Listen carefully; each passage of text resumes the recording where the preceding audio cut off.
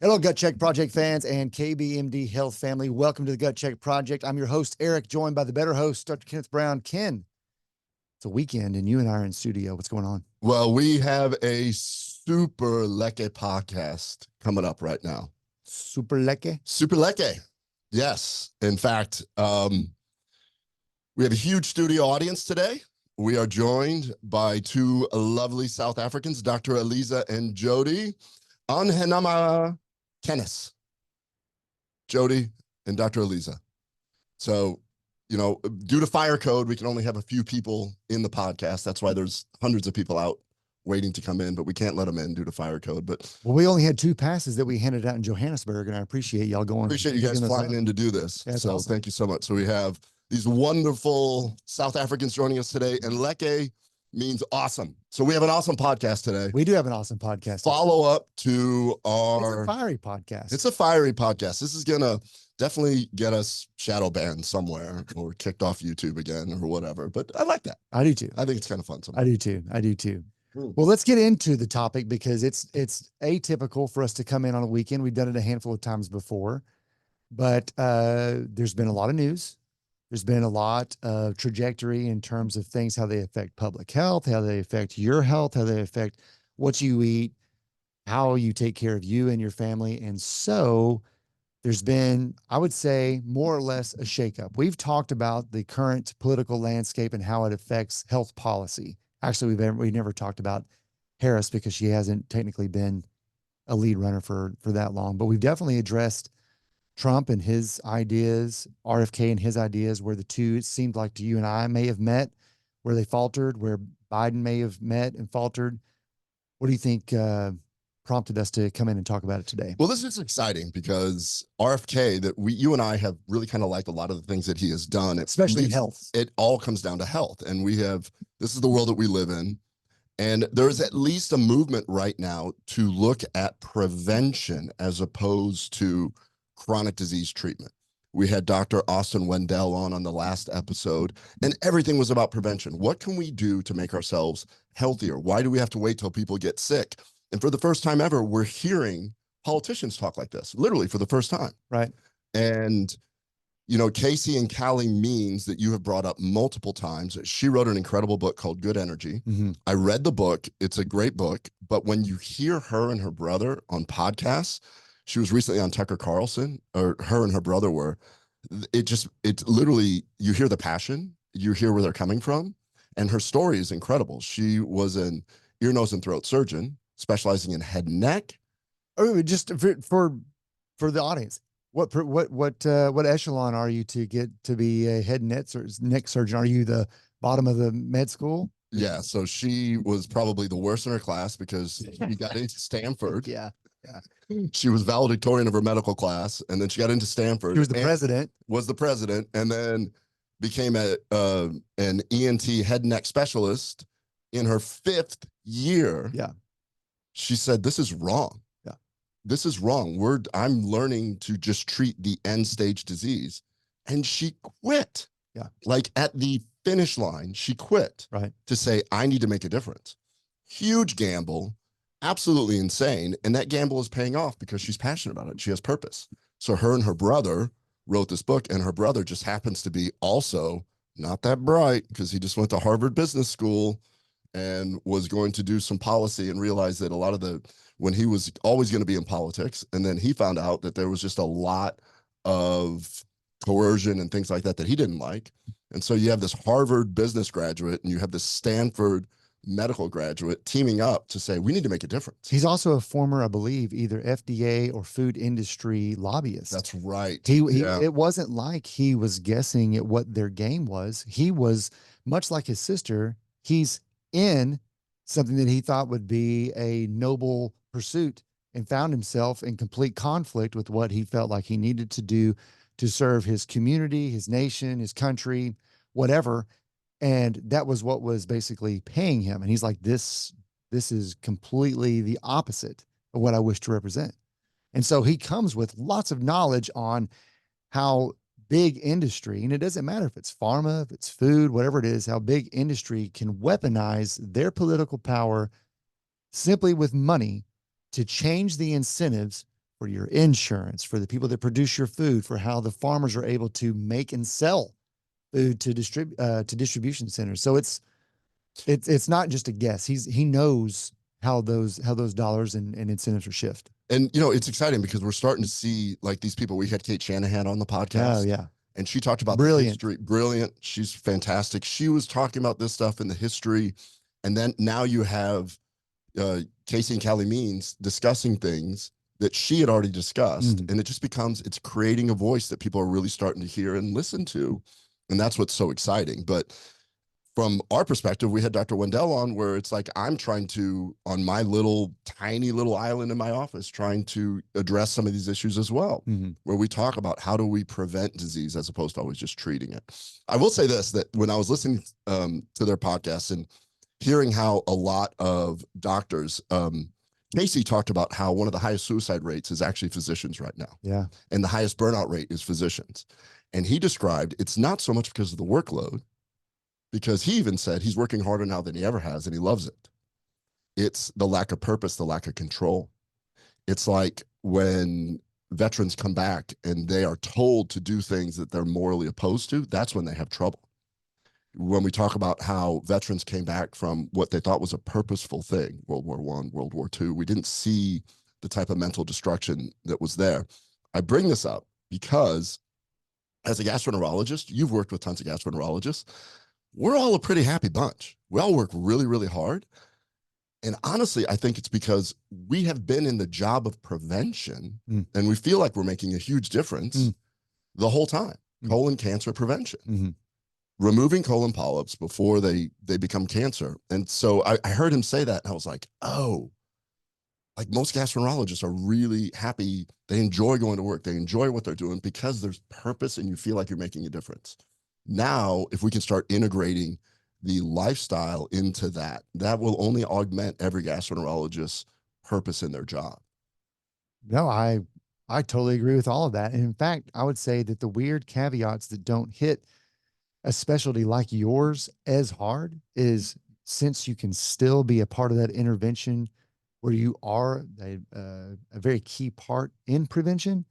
The biggest thing that I've noticed between you and the rest of your colleagues is it's not that you become less effective, or is what he was describing, is what Calley was describing. These people become burnt out because they don't feel like that what they're coaching their patients to do is making a difference, and just things continue to get worse. In fact, it's a little bit different for gastroenterologists in that you're still able to find polyps, prevent cancer, et cetera. But the trend is, why is everyone getting younger? They aren't being intercepted. Whereas people used to have screenings used to be at 50 or older. And now it keeps inching down. It was 5 years ago, it got moved down to 45, and now it's expected to go down to 40. And it's just yet another intervention. And you would think that insurance companies would be opposed and would want to figure out, how do we prevent people from having to go and get earlier and earlier screening? What do we need to do differently? And then you find and you discover that the incentives have changed. It's not that insurance companies don't care about what they pay. It's that when you learn that out of all of the premiums that they are guaranteed to hang on to 15%, the more of the 85% that they dole out, the more of the 15% that they get to keep. And so it actually becomes a cash windfall that increases the amount of money that they make. We did a reel just last time we were filming, and you came up with the idea to do this reel, and it was 1960 compared to now. Why don't you go ahead and explain that? Well, 1960 to now, I believe we're talking about chronic disease. Correct. So in 1960, there were no prescribed medications that were indicated for chronic disease. And now, almost 95% of all medications are linked to chronic disease. Think about that. Before, everything was palliative. It took care of pain. It was an antibiotic. It was an acute situation that people came in, were treated for, and then turned out to go and live, hopefully, a normal, healthy life. And unfortunately, now, and we actually have 3 clips today, by the way, which is going to be a pretty cool experiment. Sorry, Paul. If we can technically pull it off. We're going to try. That could be the funniest part of today. But regardless, what we see is, for instance, a pediatric what is the one thing that RFK and the means also said, but a pediatric endocrinologist could go their entire career and probably see one kiddo with diabetes. And now it's 1 in 3 or 1 in 4 of the people that come into their office are pre-diabetic, diabetic, or already have metabolic disease and mitochondrial dysfunction. And if you're a pharmaceutical company, the earlier you can get a child with a chronic disease on a medication, yeah, that is well, we talk about lifetime value when we talk about Atrantil, and we talk about selling product. What is the lifetime value if somebody can continue to take the product and get benefit from that? Well, the lifetime value of a child with diabetes is absolutely insane. It affects their life adversely, their lifespan is affected, all these other things. It's a shitty truth to know that, you would think that if something had a bad side effect, that it would, much like back in 1960, that would eliminate it from being available to people. But the truth is, if that side effect is manageable, that's an opening for another pharmaceutical that can now be added on. So it now becomes this new bevy. And that's why you see pharmaceutical lists just continue to grow. By the time someone is 65 years old, it's not uncommon for them to walk in and be prepped for surgery. And then I'm sitting there looking at their sheet and they've got between 7 and 9 meds. And that's just it's almost like standard issues, like a sport pack, a sport pack of pharmaceuticals that they're going to be on. And it can't be normal. I always have to do, we always do a physical exam before we do any type of procedure on anybody. And I'm shocked when I don't write down hypertension, diabetes. Yeah. I don't even write down hypercholesterolemia anymore because, well, I'm not a big believer that hypercholesterolemia is actually the root cause of some of these problems. So I just write down hypertension and diabetes. And when they don't, I'm like, whoa, look at that. Yeah. Somebody that doesn't. Yeah. I often comment to the patient, I'm like, hey, you're the rare one. Thank you for coming in like you are. You're so healthy. Let's look at some of the things that have happened that possibly have led to this. Okay. And this is all based on Calley and Casey's book, Good Energy. A couple simple things. The pharmaceutical industry spends 5 times more on lobbying than the oil industry. 5 times more than the oil industry. And what a lot of people don't realize is that in 1985, the largest mergers and acquisitions took place. It did. This is fascinating. The origins of modern food industry are tied to the cigarette industry. Companies like R.J. Reynolds and Philip Morris shifted from making cigarettes when they saw that their profits at cigarettes were going to go down, and they purchased the largest food industries, the largest mergers in 1985. And what they did is they used the same scientists, the same advertising, the same technology, and they went from making cigarettes addictive to making food addictive. And this shift has played a significant role in creating today's health crisis. Yeah. It's the processed food industry. When you open a package, it's originally owned by a cigarette company. Correct. A lot of people don't realize that. The largest mergers and acquisitions took place. And the modern American diet is dominated by this ultra-processed foods, which now make up 70% of a child's daily intake. That is insane. That number is insane, 70%.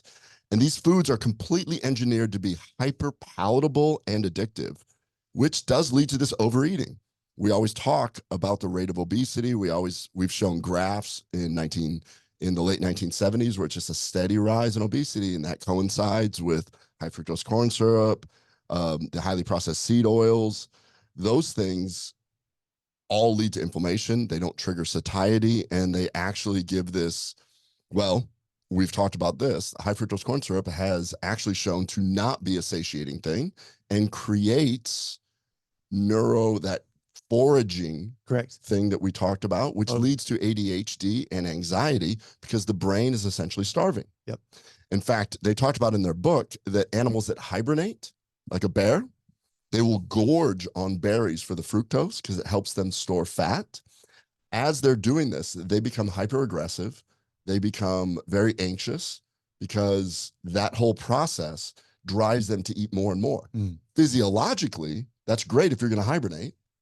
But if you're doing this on a regular basis and those same chemicals, high fructose corn syrup, which is different than a berry, it's metabolized completely different, leads to these symptoms that really start with children. If 70% of a child's diet is highly processed foods, that means they're getting those seed oils and they're getting high fructose corn syrup, which now explains a lot of the mental health issues that are going on with our children, not only the obesity, and not only the chronic disease.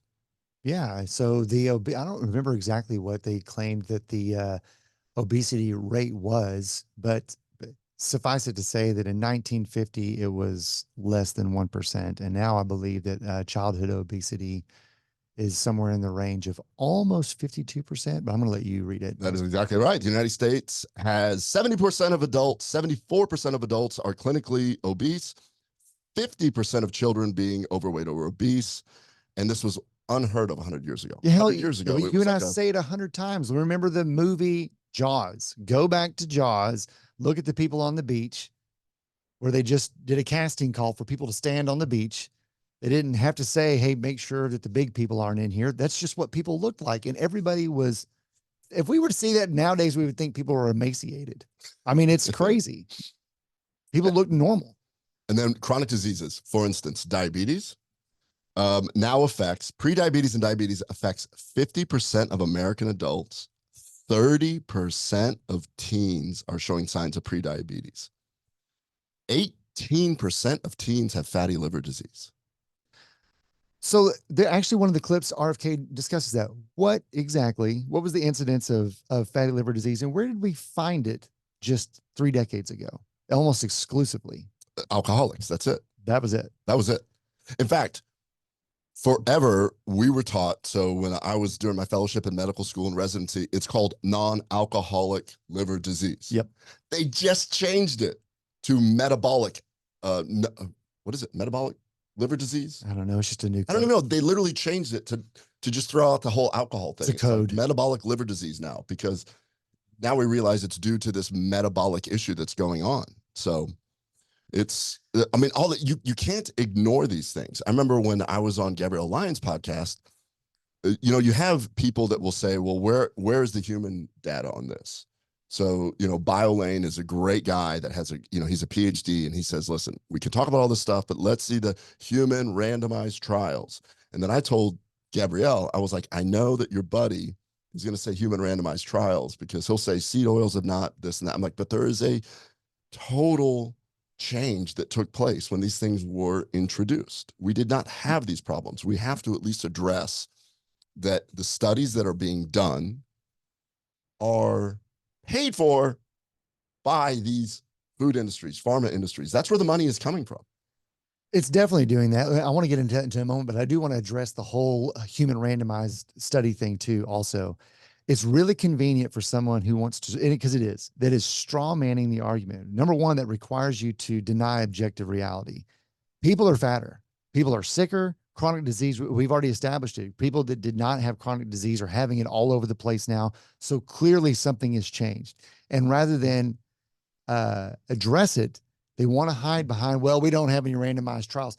Never mind the fact that we are literally watching everyone in the one of the most highly developed countries get sicker. We have all the means and all of the money, and somehow or another we spend more money than anybody else in healthcare, and we get the sickest.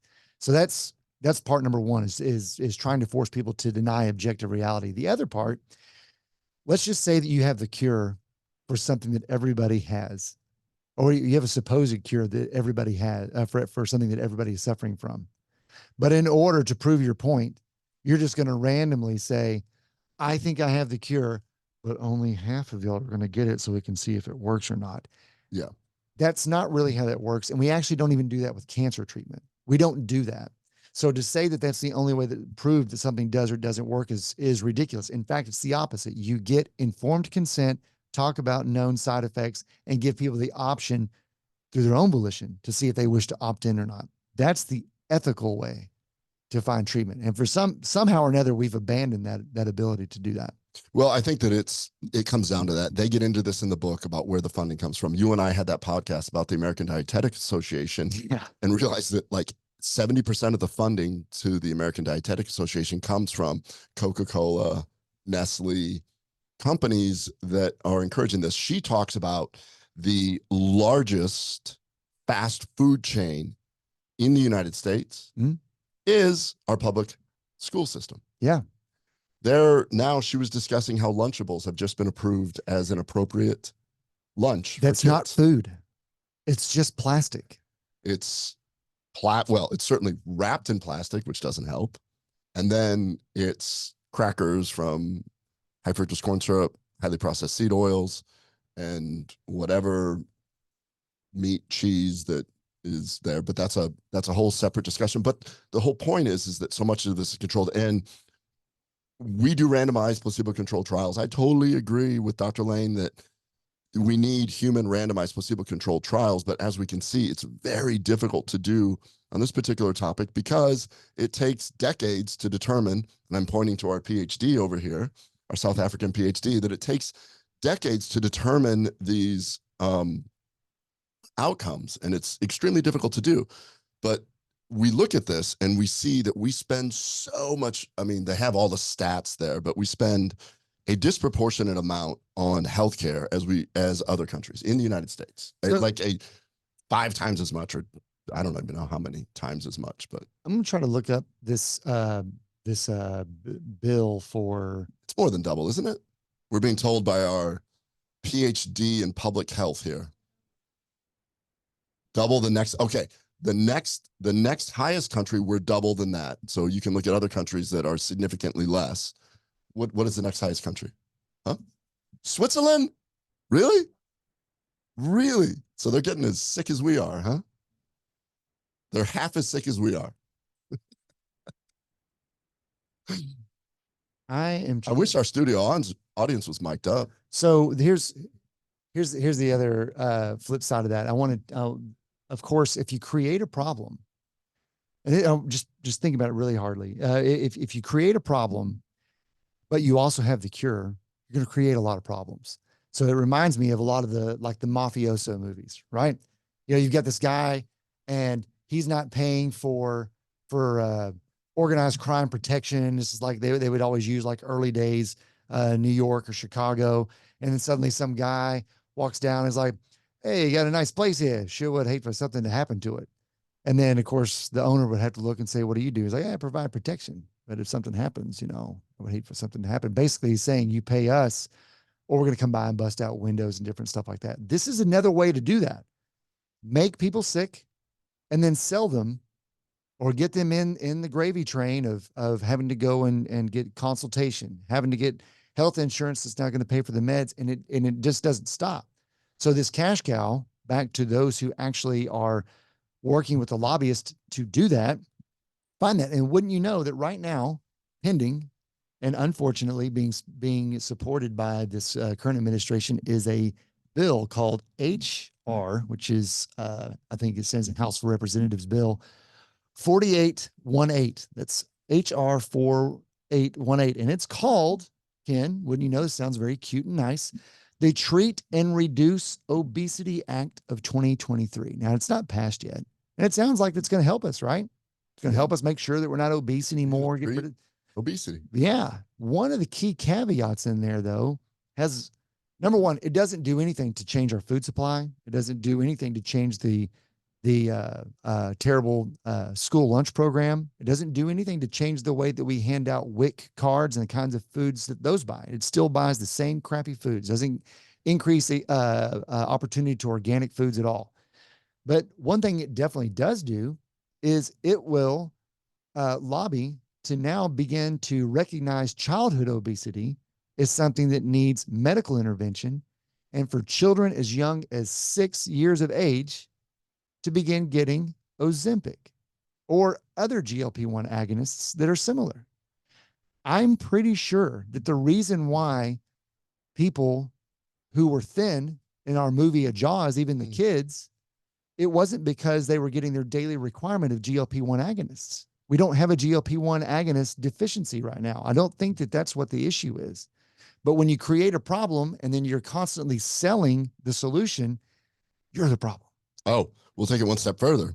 They went on to talk about how right now there's a movement that has been proposed to make GLP-1 agonists available in Medicare and Medicaid. And the reason is that poorer people cannot afford good food. So from a tax subsidy, we need to be able to purchase Ozempic for everyone. Yeah. $1,500 a month, tax dollars, going towards people who have the highest rate of hypertension, obesity, metabolic disease. And we have talked about this. When you look at areas of the country that have this, from a public health perspective, a lot of these places are actually food deserts. Meaning, if you live in an underserved community, possibly the only food you have access to is a convenience store. Right. That is right there. So rather than sit there and say, okay, we're going to now allow Medicaid to purchase Ozempic for you to stop the obesity and the hypertension and the diabetes, at $1,500 a month per person, paid for by tax dollars, how are we not talking about bringing better food to that community? How are we not talking about bringing more safety to those communities? They don't want to. That's not where that's not where they view the direct return on investment for themselves. If I can sell you the crappy food, and I can sell you the pharmaceutical that's going to save it, and I can make you keep going in that rat, that's the way I'm going to keep it going. This is the thing. There has to be some sort of call to reform on this. And this is why I love that that people like the memes are talking about, Kate Shanahan's talking about, RFK is talking about it. Yeah. And we decided to kind of bring this on because there has been something. Now you have a couple clips from RFK, don't you? I do have a couple of clips. I figured we'd share one. One's going to be a little short, and it's his first speech. He actually appeared at President Trump's former President Trump's rally, I think in Arizona, about 4 hours after he made his announcement that he was going to suspend his campaign, and then he gave his reasons, and we'll get to that in a moment. But this is a little over a minute, or I guess it's a few minutes. But you'll hear him as he's very passionate on why he's making this change. To me, it's about his motivation on trying to make the biggest difference for children, how they eat, where their nutrition's coming from. And he's basically viewed himself that he doesn't think that he can win because he's been challenged in every state by the Democratic Party to not be on the ballot. So he's decided to team up with the one that's going to allow him to at least work in this capacity, who actually, according to them, they completely agree on this issue, which I think is huge. So what do I need to do here? All right. So this is where Eric and I are technically challenged. And we're going to put up RFK's video here. Keep talking here. Am I getting any nods from my PhD audience over here? The rally for President Trump.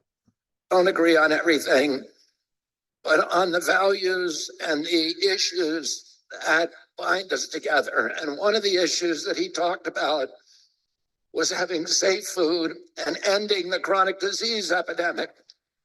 Our children are now the unhealthiest, sickest children in the world. Don't you want healthy children? And don't you want the chemicals out of our food? And don't you want the regulatory agencies to be free from corporate corruption? And that's what President Trump told me that he wanted. He also told me that he wanted to end the grip of the neocons on U.S. foreign policy. So, all right, forget politics. I don't even care. I don't care who's saying that. Please, both parties say that one thing. Yeah. Let's make our kids healthy. Correct. Forget about it. It's not even politics. It's health.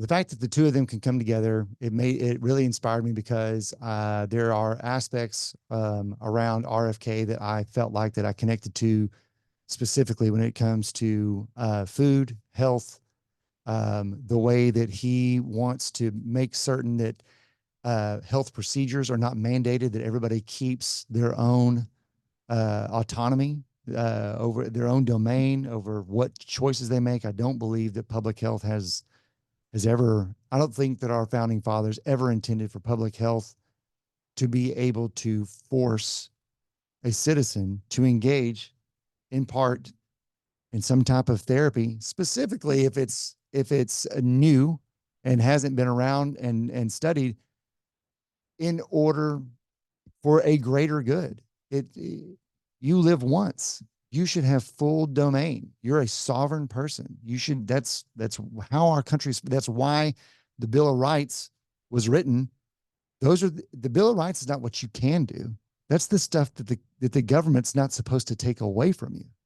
You should have full control and bodily autonomy over yourself. And so that's where RFK is coming from. He's got a great organization called Children's Health Defense. And if you've never, you and I've mentioned it on the show before, and if you've never spent time checking out what it is that they do, this guy is altruistic as it gets when it comes to what he wants to do for America's children. And if he can be successful here, it will be emulated by other countries. And I think that that's what he's after. So the fact that he feels like that he can be empowered with this synergy, I've got to trust him, because he's being detracted by his former party. His dad and his uncle are legendary historical figures in the Democratic Party. He left. This man tried to run for a nomination in the Democratic Party. They prevented him from doing it. His old party is what has prevented him from being on the ballot in several states. And so he's like, look, you're trying to squash me, and I'm not going to let that happen. This is the first time I've heard, politics talk about the things that we've been talking about forever. And it's just way overdue. It doesn't really matter who says it or what. It's just way overdue. And the biggest thing about that is that we see it in healthcare. I mean, this is our life, is healthcare, and protecting the health of our children, because as these children get sicker, even if you don't have kids or anything, it's going to lead to just more and more debt. It just drives us as a country into debt. If we could take that money, if we take that $13 trillion that goes to healthcare. Say that again. $13 trillion. Which is more than we spend on the military. $13 trillion in healthcare, and go to communities and give them proper food, give them proper education. Who's our buddy that makes the Travis?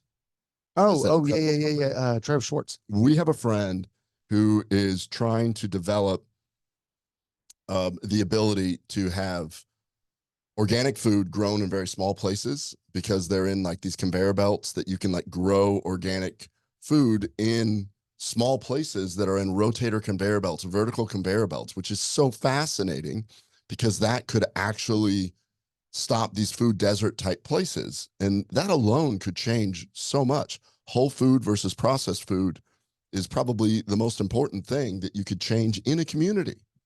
And when people say that, well, the problem is that, in fact, they talk about it in the book, when they tried to talk about this on a political level, it said that was marginalizing people of lower income, because they can't afford organic food and this and that.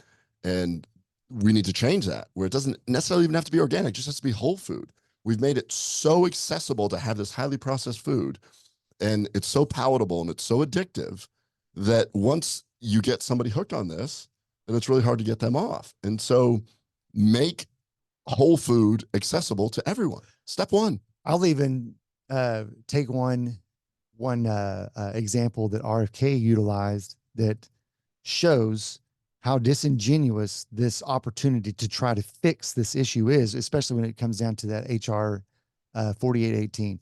RFK was able to illustrate that if we put that bill into place, and let's just say that the GLP-1 agonists are administered at the same rate by the number of diseased people as it is now, by year 4, we will have spent $3 trillion annually treating people with obesity with GLP-1 agonists like Ozempic, Wegovy, et cetera. You could take less than that amount of money and furnish everyone with organically grown food who is a U.S. citizen, removing subsidies for high fructose corn syrup and various seed oils and different things like that. Why we have a government that subsidizes our own poor health, our own just terrible food supply, and yet tells us we can't believe that you citizens are continuing to get fat. We need to pass a bill to help you not do that. Hey, Yeah. it's not their fault.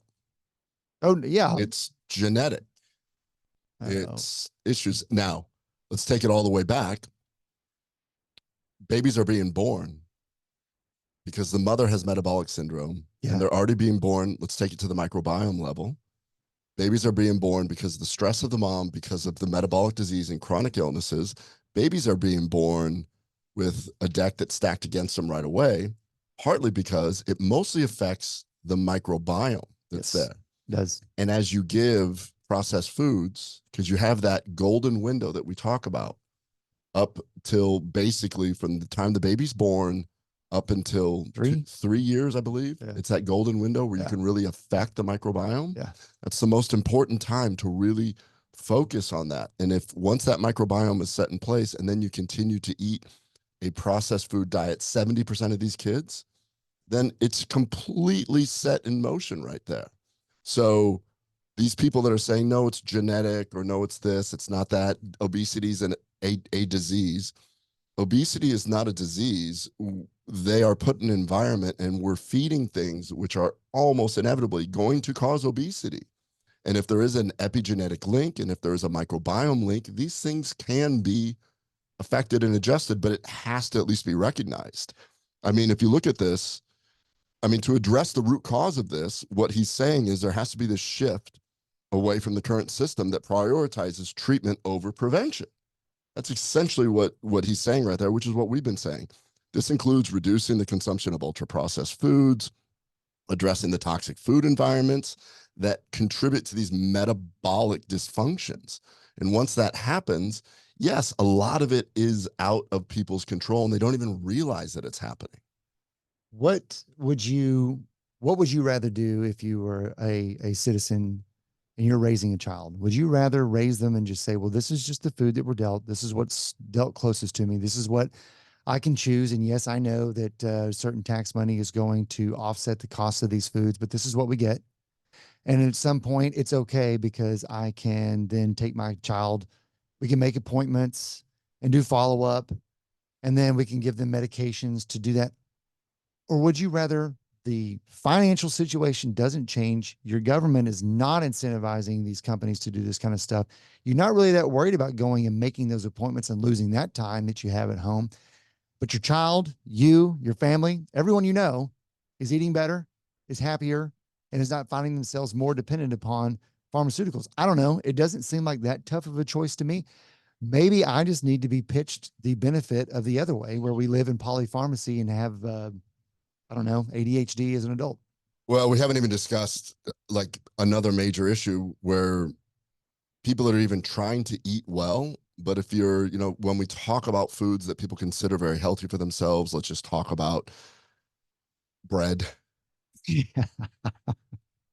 And they go into the book explaining how the big merger between Monsanto and Bayer, and that was just a ginormous merger where Bayer produces cancer drugs, Monsanto produces Cancer. these pesticides. Sides mean, you know, death. Like Does it? you're killing something. But she goes in to look at this where some of the pesticides have potent estrogenic effects. Yeah. And we're seeing breast cancer, like I think it's 1 in 8 now. 1 in 8. Am I wrong? We have our expert here. Is that about right? Okay, good. I'm glad that we have a fact checker here with us today. We do have a fact checker. Yeah. So it's 1 in 8 now. That's not coincidence either, because it's That's greater than 10%. It's greater than 10%. No problem. The other side of that is that autism. Don't forget, they may make reference to autism in the year 2000. It was 1 in 1,500, but that's just putting things into context. In the year 1980, it was less than 1 in 10,000. We've gone from 1 in 10,000 in 1980 to 1 in 1,500 in 2000. That to today in California alone, it is 1 in 22 people. 1 in 22 have autism as a child. Oh, and for the record, they specifically discuss in the book, it's not because of increased awareness or increased testing. That's right. The exact awareness and testing has been done the same. That's why they use, I was about to say, that's why they use the year 2000, because the criteria to examine or diagnose autism in a child has not changed one iota since the year 2000. But we've watched that number go from 1 in 1,500 to, I think US wide, they said it's something like 33. But I almost want to say that earlier this year, last year, or the data which we learned from Liz Mumper is always 3 years behind, put us at 1 in 20 something. But California has disclosed they are 1 in 22. 1 in frickin' 22. That's almost 5% of children. 1 in 20 is 5% even. That's insane. And it's all food related. It's our food supply. Hey, you know what? I do have another clip. Okay. And this one we get to roll for a little bit. There are a few minutes here, but this clip puts a little bit more into context what RFK, why he said he was going to do this merger of efforts with Trump. This outlines a little bit more of what it is that he wants to do. So let's just play this for a couple minutes and then we can talk about it. Okay. Today, 2/3, we spend more on healthcare than any country on earth, twice what they pay in Europe. And yet we have the worst health outcomes of any nation in the world. We're about 79th in health outcomes behind Costa Rica and Nicaragua and Mongolia and other countries. Nobody has a chronic disease burden like we have. And during the COVID epidemic, we had the highest body count of any country in the world. We had 16% of the COVID deaths, and we only have 4.2% of the world's population. And CDC says that's because we are the sickest people on earth. We have the highest chronic disease rate on earth. And the average American who died from COVID had 3.8 chronic diseases. So these were people who had immune system collapse, who had mitochondrial dysfunction. And no other country has anything like this. 2/3 of American adults and children suffer from chronic health issues. 50 years ago, that number was less than 1%. So we've gone from 1% to 66%. In America, 74% of Americans are now overweight or obese, and 50% of our children. 120 years ago, when somebody was obese, they were sent to the circus. There were case reports done about them. Obesity was almost unknown. In Japan, the childhood obesity rate is 3% compared to 50% here. Half of Americans have prediabetes or type 2 diabetes. When my uncle was president, I was a boy. Juvenile diabetes was effectively non-existent. A typical pediatrician would see one case of diabetes during his entire career, a 40 or 50-year career. Today, 1 out of every 3 kids who walks through his office door is diabetic or pre-diabetic. And the mitochondrial disorder that caused diabetes also causing Alzheimer's, which is now classified as diabetes. And it's costing this country more than our military budget every year. There's been an explosion of neurological illnesses that I never saw as a kid: ADD, ADHD, speech delay, language delay, Tourette's syndrome, narcolepsy, ASD, Asperger's, autism. In the year 2000, the autism rate was 1 in 1,500. Now autism rates in kids are 1 in 36, according to CDC nationally. Nobody's talking about this. 1 in every 22 kids in California has autism. And this is a crisis that 77% of our kids are too disabled to serve in the United States military. What is happening to our country? And why isn't this in the headlines every single day? There's nobody else in the world that is experiencing this. This is only happening in America. About 18%. And by the way, there has been no change in diagnosis, which the industry sometimes like to say. There has been no change in screening. This is a change in incidence. In my generation, 70-year-old men, the autism rates are about 1 in 10,000. In my kids' generation, 1 in 34. I'll repeat, in California, 1 in 22. Why are we letting this happen? Why are we allowing this to happen to our children? These are the most precious assets that we have in this country. How can we let this happen to them? About 18% of American teens now have fatty liver disease. That's like 1 out of every 5. That disease, when I was a kid, only affected late-stage alcoholics who were elderly.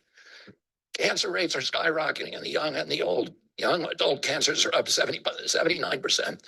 1 in 4 American women is on antidepressant medication. 40% of teens have a mental health diagnosis, and 15% of high schoolers are on Adderall, and 500,000 children on SSRIs. So what's causing this suffering? I'll name 2 culprits. First, and the worst, is ultra-processed food. About 70% of American children's diet is ultra-processed. That means industrial manufactured in a factory. These foods consist primarily of processed sugar, ultra-processed grains, and seed oils. Laboratory scientists who many of them formerly worked for the cigarette industry, which purchased all the big food companies in the 1970s and 80s, deployed thousands of scientists to figure out new chemicals to make the food more addictive. And these ingredients didn't exist 100 years ago. Humans aren't biologically adapted to eat them. Hundreds of these chemicals are now banned in Europe, but ubiquitous in American processed foods. The second culprit is toxic chemicals in our food, our medicine, in our environment. Pesticides, food additives, pharmaceutical drugs, and toxic waste permeate every cell of our bodies. The assault on our children's cells and hormones is unrelenting. To name just one problem, many of these chemicals increase estrogen. Because young children are ingesting so many of these hormone disruptors, America's puberty rate is now occurring at age 10 to 13, which is 6 years earlier than girls were reaching puberty in 1900. Our country has the earliest puberty rates of any continent on the earth. And no, this isn't because of better nutrition. This is not normal. So effectively, I think that pretty much illustrates why we believe that RFK is quite passionate about trying to make a difference. And if we can at least come to a consensus and agree that the wrong incentives by our own government happen to be the reason why we have these issues in the first place, then potentially what we can agree is that we need someone within our government that can help force change that will prevent that from getting worse and possibly even reverse it. But the change isn't like the first step, like they talk about, like Casey, which one's Calley? Casey is the female. She's the doctor. And then Calley is the. Okay. So Calley talks about it from a political standpoint. I mean, it's not that hard.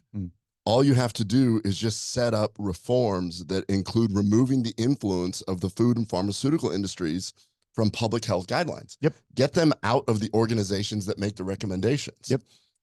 You should just say, listen, you can't take funding from these influential organizations that benefit from disease. Make it so that scientists look at it objectively.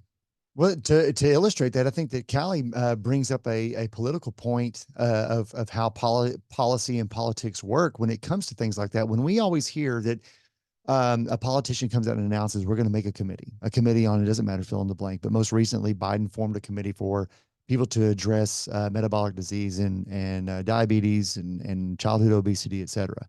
The people that are coming to get on that panel are people that are with the companies that sell GLP-1 agonists, the people who peddle high fructose corn syrup and other artificial sweeteners. That's exactly who you don't want on there. They have a stake in driving people to buy their product. So it's the same. We've addressed it on the show in the past. The earliest forms of the sugar industry building out the food pyramid is why we are in the mess that we are now, where people have such a high emphasis on carbs as their key component for their food intake on a daily basis. It's for some reason the school lunches still get away with using it. Well, it was R.J. Reynolds that came up with the food pyramid. Of course. And why would they work with the sugar industry? Because they bought it. Did you ever see that South Park episode?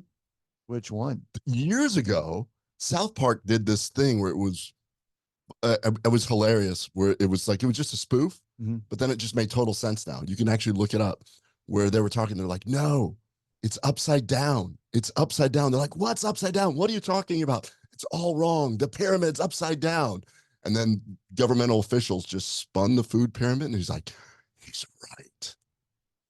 Meaning, yeah, it is upside down. It is upside down. We should be having very little of the thing that is the base. Yeah, we need a lot of natural fats and protein and just a little bit of carbs from fruit and vegetables. It's crazy when cartoons like The Simpsons and South Park seem to get it right. Yeah, I'd say that Trey Parker and Matt Stone know what they're talking about. So what do you think about that clip when you, I mean, for me, I didn't really know what to make of inspiration and where to find it when we have things like this. But I feel like that right now, at least in terms of of my family, our health, the people that you and I serve, our community, our state, our nation, this is one of the first times I feel like there's an inspiration where we might actually have this small window to make positive change for everyone. I think that it's very hard for the average person that is going about their daily life, trying to save for retirement, trying to pay the bills, trying to do things like that. It's hard for them to stop and hear, just because we get inundated with so much information. Right. This is honestly the most important thing, because you have a granddaughter. Yeah. Suddenly everything changes, because now it becomes multi-generational. Correct. I mean, you've got, I don't know how old RFK is. He said I'm 70. 70, 69 or 70. You know, it doesn't matter to him anymore if there's processed foods, but it certainly matters to generations coming. Right. And if we focus on the fact that we can change the economic status of the United States by doing simple things regarding our diet and make our kids healthy. Yeah. Forget about everything else. All right, you already have diabetes, you already have hypertension. But like Dr. Wendell was talking about, if we could change people's lives, just modify their lives, and they get off medications, they will ultimately save money because they're not paying for these medications. Yeah. It will ultimately benefit everyone in the whole process. But once you start thinking about your children, and it's like, wait a minute, this can't go on. No. I mean, it's inevitable that there's going to be chronic disease in almost everybody. And what I got from Casey and Calley is just pure passion, and so much passion that I know that they have worked with RFK, because obviously he's basically quoting her book and half this stuff that he talks about. So now it becomes political. And when you say political, then it has this icky taste. Yeah. And it's not. It's literally the most basic thing that we can do, considering that most European countries do not allow their food to be manufactured in the way that we do. Well, the companies, I'm sorry, not the companies, the countries that sell us atrazine, the countries that sell us glyphosate don't allow either of those to be used on their own food supply. That's, I mean, this poison that we make and sell to you, we don't use. And that's specifically Germany and China. Atrazine, Germany, I believe, and China for glyphosate. That's insane.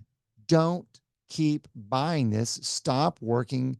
Stop electing people that are not voting in your best interest for not just your health, just like Ken said, your progeny's health, the multi-generational health. It's so obvious that, doesn't it just seem like this should not even be brought up in a political campaign? It should be that both parties are trying to do this, and you just go, whatever, just fix this one thing. Oh, I think if we're being honest, there's people in both parties that are taking money.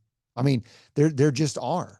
That's the other thing. It's not, if anything I saw RFK do, this is not a Republican/Democrat. Trump was a Democrat until not that long ago. I mean, if we could finally just agree and be adults and push parties out of it, it's not that. You're right. It should just be what's right for everyone. And when we just abandon are they blue or are they red? They R or they D? You're already looking at it wrong. You need to write down what are your top 5 or 6 issues, real issues you can make a difference on, and figure out who aligns with that. Because if it's health, if it's for your children so that they don't have to have chronic disease, if it's because you want to have bodily autonomy, specifically when it comes to medications and foods that you get to choose for yourself, I think that when you look at like RFK, who is reaching out to Trump and vice versa, there's a reason they're doing it. And it's not because that they want to empower a stinking party political system. Yeah, I agree with you. I want to wrap up on that, but I just want to, since we do have a public health expert in here, the one thing I want to make sure that everything keeps happening is that we still give our newborn babies Hep B vaccines. Why? Because there's a chance that they could encounter a prostitute or IV drug use at any moment. Yeah. Look it up, Jody. IV drug use. Lecca. It's awesome. It's I- cool that we do that to newborns. I will say, Check it out. IV drug use for That's a whole separate topic. I don't want to step on that landmine, but IV drug use for 4 months olds has been skyrocketing. So, and sexual promiscuity for 1-year-olds is off the charts. did you hear Casey talk about that? Where he was in the book, they talk about this because, all right, the whole point is RFK actually discussed why are we giving Hep B vaccines to newborn babies? And there's a whole history behind it, and it involves some money and things like that. And so Casey challenged his pediatrician when he had a child, said, why are we giving my newborn baby Hep B when it really is only for IV drug use or sexual exposure? And the response by the pediatrician, no shit, was, well, in case they fall on a needle in the playground. Whole separate podcast on that one, but that one was funny to me. I mean, it's a fact. And well, nonetheless, Funny. Yeah, for real. Yeah.